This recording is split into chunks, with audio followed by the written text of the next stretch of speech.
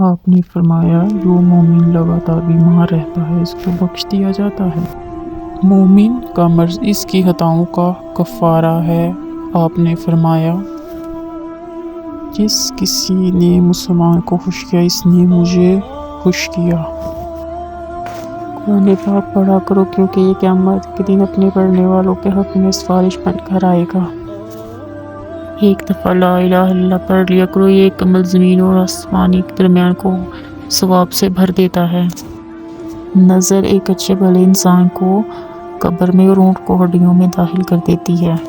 لوگوں میں بدترین وہ شخص ہے جو اپنے گھر والوں کے حق میں تنگی کرنے والا ہو، کہ ایک طرح جس کے سامنے سوا 100 سال تک جانے کے بعد بھی طے نہیں کر سکے گا۔ اللہ سے پناہ مانگا کرو آزمائش کی، مشقت کی، بھوکتے کی، پستی کی، برے خاتمے کی اور دشمن کے ہنسنے سے۔ تم اپنی تعریف خود نہ کیا کرو، تم میں سے جو نیک ہے اللہ انہیں خوب جانتا ہے۔ جب اللہ کسی بندے کو پسند کرتا ہے تو اسے خوب آزمائش میں ڈال دیتا ہے۔ آغاز صدقے سے کیا کرو کیونکہ مصیبت صدقے سے آگے قدم نہیں بڑھاتی۔ ہر چیز کی شفا ہوتی ہے اور دلوں کی شفا اللہ کا ذکر ہے۔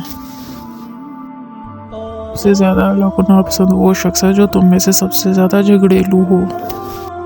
مومن کو کوئی تکلیف نہیں پہنچی، نہ تھکاوٹ، نہ بیماری، نہ حتیٰ کہ غم میں کوئی فکر اسے فکر مند کرے، مگر اس کے بدلے اس کے گناہ کو مٹا دیا جاتا ہے۔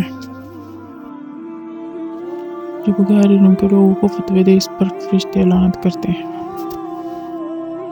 تم میں سے پوری عقل والا وہ ہے جو اللہ سے سخت خوف کرنے والا ہو۔ آپ صلی اللہ علیہ وسلم نے یہ تمام حدیثیں فرمائی ہیں اور ان کو سمجھیں اور اس پر غور و فکر کریں۔ جزاک اللہ۔